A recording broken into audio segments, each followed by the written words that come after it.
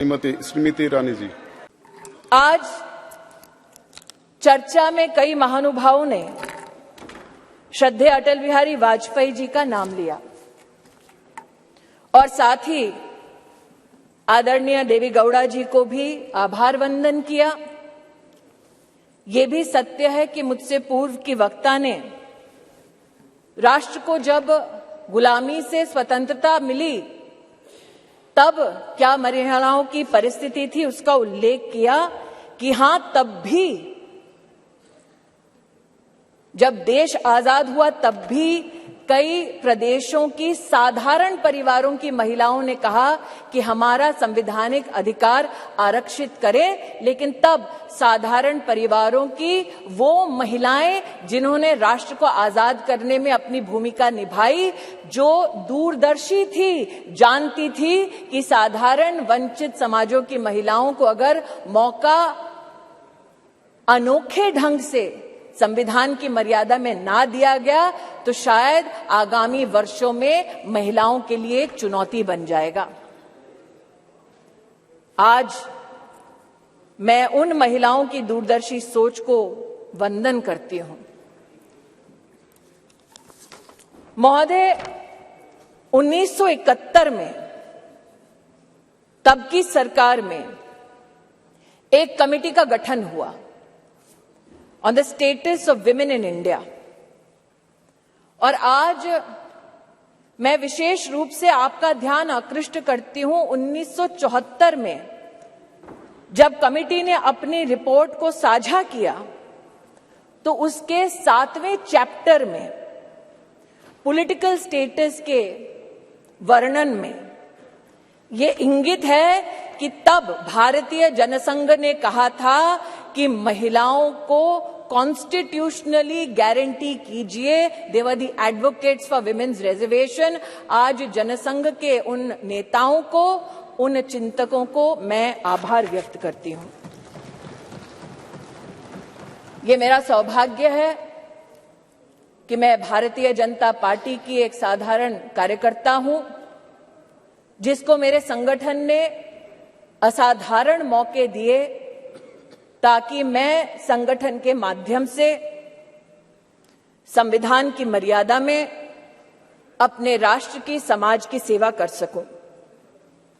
यह भाजपा के कार्यकर्ताओं का गौरव है कि इस राष्ट्र में अपने संगठन में पहली बार महिलाओं को आरक्षण देने वाली राजनीतिक पार्टी भारतीय जनता पार्टी बनी। ये भी कहना सत्य होगा कि व्यवस्थाओं को किस दृष्टि से संगठन में सम्मिलित करना, इसके लिए साल 2007 में नेशनल एग्जीक्यूटिव की मीटिंग के अंतर्गत तब के हमारे राष्ट्रीय अध्यक्ष और अब के हमारी कैबिनेट के वरिष्ठ नेता श्री राजनाथ सिंह जी ने एक कमेटी का गठन किया। ये सौभाग्य है मेरा कि उस कमेटी में आज 2 सदस्य वर्तमान इस सदन में उपस्थित हैं। आज उस कमेटी जिसकी अध्यक्षता श्रद्धेय सुषमा स्वराज जी ने की, आज उस कमेटी की एक और सदस्य जिनका देहांत हो चुका है, किरण महेश्वरी जी, और जो संगठन में आध्यात्म की दृष्टि से मेरे मार्गदर्शक रहे, ऐसे श्रद्धेय बाल आपटे जी हमारे बीच नहीं हैं। मैं उनके योगदान के लिए उनको नमन करती हूं। यह भी उचित होगा अध्यक्ष जी कहना कि उस कमेटी में नजमा हिप्तुल्ला जी थी, उनका आभार वंदन करती हूं। सुमित्रा महाजन जी थी, जिन्होंने बार बार लगातार अपनी पुण्य भूमि से, इंदौर से चुनाव जीतकर हम सबका गौरव बढ़ाया। उन्होंने स्पीकर की भूमिका में महिलाओं का राष्ट्र भर में गौरव बढ़ाया। मैं ताई की अनुपस्थिति में ताई को प्रणाम करती हूं। और कमेटी में 2 और महानुभाव थे जो विद्यमान है वर्तमान के सदन में, जिन्होंने महिला आरक्षण भाजपा के संगठन में कैसा हो उसको सुनिश्चित किया, जो आज मोदी सरकार के मंत्री हैं, आदरणीय किशन रेड्डी जी और किरण रिजिजू जी, मैं आपको भी आभार व्यक्त करती हूं। महोदय, they say success has many fathers and failure has none. और इसीलिए कल जब ये प्रस्ताव सदन में आया तो कुछ लोगों ने कहा हमारा बिल है, कुछ लोगों ने कहा हमने चिट्ठी लिखी, कुछ लोगों ने कहा कि ये पूरा का पूरा संवैधानिक निर्माण हमारा था। आज ऐसी एक सम्मानित नेत्री ने सदन में अपना वक्तव्य रखा, लेकिन उनका मैं एक विशेष रूप से आभार व्यक्त करती हूं कि 2 विषयों पर उन्होंने ऑन रिकॉर्ड स्पष्टीकरण दिया है। हमको बार बार बतलाया जाता कि एक विशेष परिवार ने 73rd, 74th amendment to the constitution पारित करवाया। आज मैं आभार वंदन करती हूं कि पहली बार स्पष्टता हुई इस सदन में उनके द्वारा कि ये पुण्य काम पीवी नरसिम्हा राव जी ने किया, जिनके मरणोपरांत उनके ही पार्टी के हेडक्वार्टर में उनको नमन करने का मौका नहीं दिया गया। दूसरा, ये कथन कि अभी क्यों नहीं और ये वक्त हमारा बिल है तो अभी करिए। तो महोदय, ये उस बिल की प्रति है जिनको वो हमारा कहते हैं। उसमें अगर आप दूसरे पृष्ठ पे 2B और 3B पढ़ें, और ये वो है जो कांग्रेस पार्टी कहती है यूपीए की सरकार में राज्यसभा में पारित हुआ और फिर लोकसभा में प्रस्तुत हुआ। अगर आप इस पृष्ठ पर ये दोनों छंद पढ़ें तो यूपीए, जिसकी अध्यक्षा श्रीमती सोनिया गांधी हैं, उन्होंने कहा है no seat shall be reserved for women belonging to scheduled caste, scheduled tribes in the 3rd general elections. 3B पढ़ें तो उन्होंने कहा, प्रस्ताव दिया, no seat shall be reserved for women in the 3rd general election. अर्थात आज की सरकार जब ये अधिनियम लागू होगा तब के बाद 15 वर्षों तक महिलाओं को रिजर्वेशन गारंटी करती है, मोदी की गारंटी है। लेकिन अगर कांग्रेस पार्टी का प्रस्ताव आप पढ़ें तो उनका प्रस्ताव ये था 2B और 3B में कि no seat shall be reserved for women and SC/STs in the 3rd general election, no seat shall be reserved for women in the 3rd general election. Congress का प्रस्ताव था कि 10 साल औरतें मेहनत करें, लेकिन 15वें साल में आपका अधिकार आपसे छीना जाएगा। आज मैं अभिनंदन करती हूं प्रधानमंत्री जी का, हमारे न्याय मंत्री का, जिन्होंने कांग्रेस की इस अभिलाषा को निराश किया।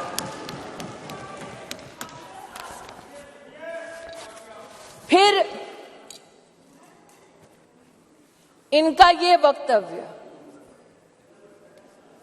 कि आप अभी क्यों नहीं कराते। महोदय, हम जानते हैं कि संविधान को छिन्न भिन्न करना ये कांग्रेस की पुरानी आदत है, लेकिन आज अगर आप इसी गरिमामय संविधान के अनुच्छेद 82 को पढ़ें, 82, ये किताब नहीं है संविधान का, मेरे हाथों में, तो आपके लिए किताब होगी, हमारे लिए पूजनीय है, संविधान है ये।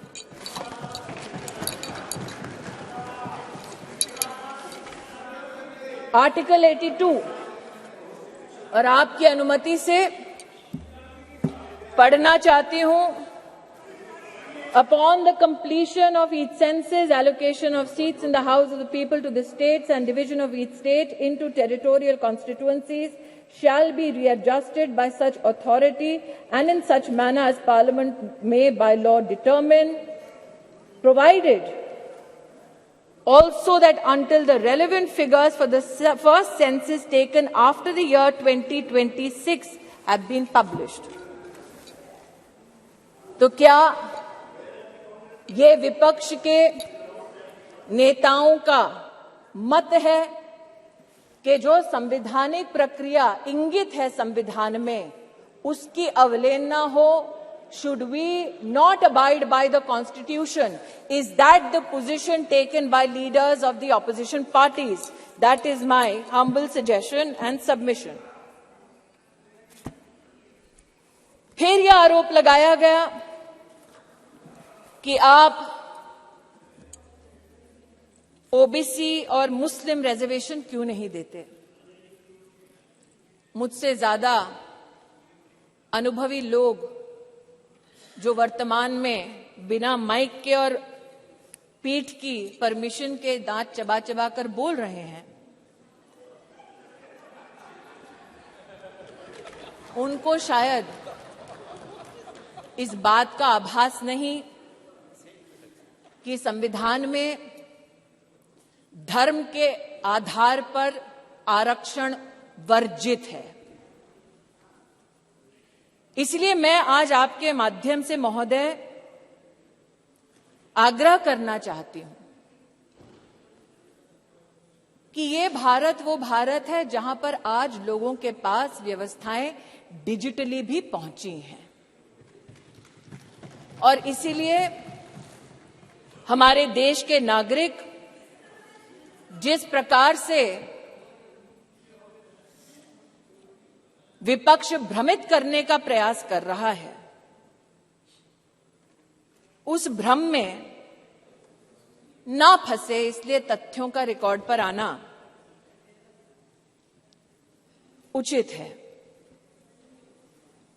जो आज इस सभागार में बिना पीठ की अनुमति के आते ही एक शब्द का उच्चारण कर रहे हैं, इनकी राजनीतिक पृष्ठभूमि देखी जाए तो महिला के साथ विधानसभा में क्या आचरण करने का इनका इतिहास है। ऐसे लोग आज महिला की मर्यादा पर टिप्पणी ना करें तो इस सदन की शोभा बढ़ेगी। जो जानना चाहते हैं साफ साफ क्या बोलना चाह रही हूं, वो ये कि राष्ट्र सरकार के इस फैसले को स्वीकार करते हुए नारी शक्ति वंदन अधिनियम को समर्थन देती है। राष्ट्र की महिलाओं के संवैधानिक सशक्तिकरण में अगर विपक्ष रोड़ा ना बने तो हम कृतज्ञ होंगे। महोदय, आज जिन लोगों ने इसको जुमला कहा और कहा कि हम चिट्ठियां लिख रहे थे इसलिए काम हुआ, कम से कम उन्होंने इस बात को स्वीकार किया कि सरकार में प्रधान सेवक ऐसा कि इतने विराट दिल का कि आप उनके साथ पक्षपात करते रहे। जब आपके साथ सत्ता थी आप बार बार उनका अनादर अपमान करते रहे, लेकिन उन्होंने बड़ा दिल दिखाकर आपके हर कम्युनिकेशन को पढ़ा, आपसे चर्चा की। मैं स्तब्ध हूं कि आज जिन लोगों ने व्याख्यान किया महिला सशक्तिकरण का, वो ये भूल गए कि सत्ता उनके पास थी, चमन उन्होंने लूटा, वरना आज जैसा कि प्रधानमंत्री जी ने कहा कब का ये गुलिस्तां हो चुका होता और हम जो साल 2014 में माननीय प्रधानमंत्री जी के नेतृत्व में देश की सेवा के लिए अनुग्रहित भाव से इस सदन में आए, हमने तब से लेकर अब तक महिला उत्थान के लिए विभिन्न इकाइयों के माध्यम से, योजनाओं के माध्यम से प्रयास किए। इस सदन में महिलाओं के लिए टॉयलेट्स बनाने की बात हुई। इस सदन में महिला को किस प्रकार से घर दिलवाया उसकी बात हुई। लेकिन महिला सशक्तिकरण माननीय प्रधानमंत्री जी के लिए एकमात्र टर्म से संबंधित, योजना से संबंधित संकल्प नहीं। जब से उन्हें भारतीय राजनीति में राष्ट्र की, प्रदेश की अपनी सेवा करने का मौका मिला, तब से उन्होंने कहा कि मातृशक्ति गवर्नेंस का केंद्र बिंदु होना चाहिए, क्योंकि इन्हीं महिलाओं के माध्यम से प्रदेश और देश विकसित हो पाएगा। उसके आपके सामने 2-3 उदाहरण रखना चाहती हूं। एक, साल 2006 में जब माननीय प्रधानमंत्री जी के पास प्रदेश में मुख्यमंत्री की जिम्मेदारी थी, तो उन्होंने जेंडर इक्विटी की पॉलिसी बनाई, लेकिन मात्र पॉलिसी तक सीमित नहीं रहे। अपने 10 अलग अलग विभागों के माध्यम से उन्होंने जेंडर बजट को भी प्रस्तुत किया। और जो आज कह रहे हैं कि मुद्दे पे आओ, तो मुद्दे की बात ये कि जब उनकी सरकार थी तो जेंडर बजट की दृष्टिकोण से साल 2013-14 का आंकड़ा था 90,000 करोड़, और मोदी की सरकार में 23-24 का जेंडर बजट अगर आप देखें तो वो है 2,23,000 करोड़। ये मुद्दे की बात पर आना चाहते हैं। मुद्दे की बात ये कि जब प्रधानमंत्री जी के पास प्रदेश की जिम्मेदारी थी, तब उन्होंने बेटियों की शिक्षा के लिए अपने आप को समर्पित किया। ड्रॉप आउट रेट 18% था। प्रधानमंत्री जी के, मुख्यमंत्री के कार्यकाल में ड्रॉप आउट रेट 1% हुआ। और आज प्रधानमंत्री की जब उनको जिम्मेदारी मिली है, तो राष्ट्र के इतिहास में पहली बार राष्ट्रीय शिक्षा नीति में महिलाओं के लिए अलग से फंड का, जेंडर इंक्लूजन फंड का प्रावधान करने वाली सरकार नरेंद्र मोदी की सरकार है। ये कहते हैं मुद्दे पर आओ, तो मुद्दा ये कि जब प्रधानमंत्री जी के पास प्रदेश की जिम्मेदारी थी, तो उन्होंने ई ममता एक कार्यक्रम शुरू किया, ताकि गर्भवती माताएं, बच्चे, उसके माध्यम से सरकारी व्यवस्था से उनका बेनिफिट ट्रैक हो सके, कौन वंचित है उस तक हम पहुंच सके। और आज नरेंद्र मोदी जब देश के प्रधानमंत्री हैं, तो राष्ट्र के इतिहास में पहली बार पोषण ट्रैकर के माध्यम से देश के 7.5 करोड़ बच्चे और 2.5 करोड़ महिलाओं को पोषण अभियान के माध्यम से डिजिटली सेवा पहुंचाई जाती है। ये कहते हैं मुद्दे की बात पर आओ, तो मुद्दा ये कि जब प्रधानमंत्री जी के पास प्रदेश की जिम्मेदारी थी, तो उन्होंने मां वात्सल्य योजना की शुरुआत की, जहां महिलाओं को लगभग 1.5 लाख रुपए के माध्यम से, जिनकी एनुअल इनकम थी, उनको 4 लाख से ज्यादा की मेडिकल ट्रीटमेंट सरकारी व्यवस्थाओं में देने का काम नरेंद्र मोदी जी ने किया। और आज आयुष्मान भारत योजना के चलते 10 करोड़ गरीब परिवार, 10 करोड़ गरीब महिलाओं को सुविधा, 24,000 से ज्यादा अस्पतालों में, 1,60,000 से ज्यादा स्वास्थ्य केंद्रों में सेवा देने वाली सरकार मोदी की सरकार है, भाजपा की सरकार है।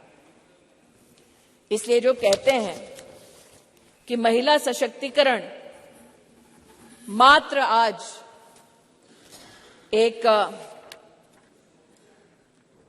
चुनावी मुद्दा है, उनसे कहना चाहती हूं, नरता का आदर्श तपस्या के भीतर पलता है, देता वही प्रकाश आग में जो अभित जलता है। आपने नरेंद्र मोदी जी पर कई आक्षेप किए।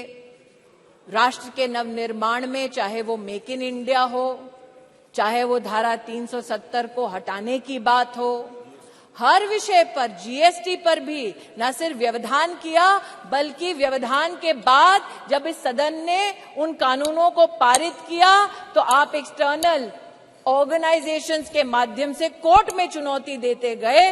कोर्ट में भी हारे, पीपल्स कोर्ट में भी हारे। इस बार लोग कहते हैं कि 27 साल नहीं, अगर आप जनसंघ की पृष्ठभूमि देखें तो 1974 से हम प्रमाणित कर सकते हैं कि हमारी आइडियोलॉजी ने, हमारे ऑर्गेनाइजेशन ने बार बार कहा कि आप संवैधानिक ढांचे की मर्यादा में महिला का आरक्षण गारंटी करें। मोदी आज इस अधिनियम के माध्यम से महिलाओं को जो वंचित है वो अधिकार गारंटी कर रही हैं, और इसीलिए पूरे सदन से विनम्र आग्रह है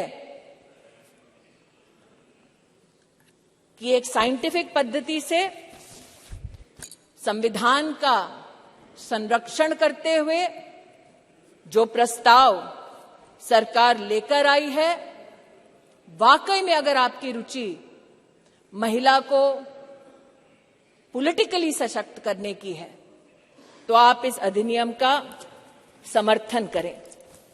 अंत में कुछ लोगों ने अपने वक्तव्यों में यह भी कहा कि आप रैंकिंग देख लीजिए। मैं उस पर एक स्पष्टीकरण देना चाहती हूं महोदय। अंतर्राष्ट्रीय रैंकिंग में वो महिला जो भारत की पंचायतों से जीत कर आती है, उस महिला का न सम्मान होता है न उसकी गणना होती है। अंतर्राष्ट्रीय रैंकिंग्स में वो महिला जो विधानसभा या विधान परिषद में चुनकर आती है, उस महिला की भी गणना नहीं होती, उसकी भी गिनती नहीं होती। अंतर्राष्ट्रीय रैंकिंग में जो महिला लोकसभा में, राज्यसभा में चुनकर आती है, उसकी भी गणना नहीं करते। वर्षों वर्ष से चला आ रहा था सिलसिला। मोदी सरकार ने इस विषय को अंतर्राष्ट्रीय पटल पर उठाया और लिखित में उनसे जवाब दिया कि हां, अब हम हिंदुस्तान की पंचायतों में जीतने वाली महिलाओं का सम्मान करेंगे, विधानसभा में जीतने वाली महिलाओं का सम्मान करेंगे, लोकसभा में जीतने वाली, राज्यसभा में हमारी जो महिलाएं सेवा दे रही है उनकी गिनती करेंगे।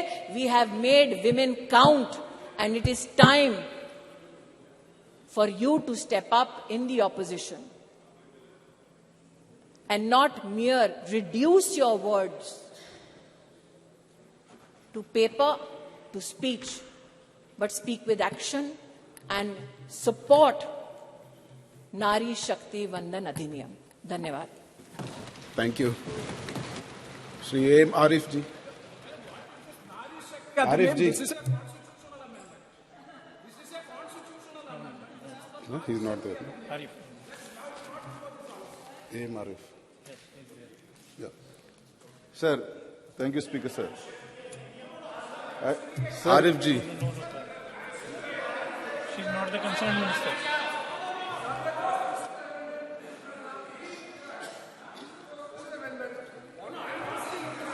Arif ji, please. Keep the house in order, sir.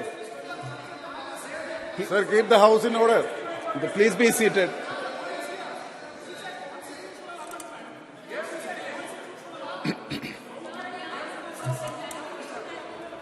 Yeah, Honorable Minister.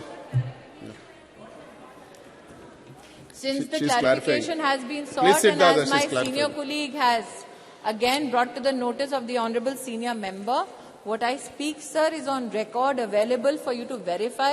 What is indeed saddening is that you didn't know the facts to begin with.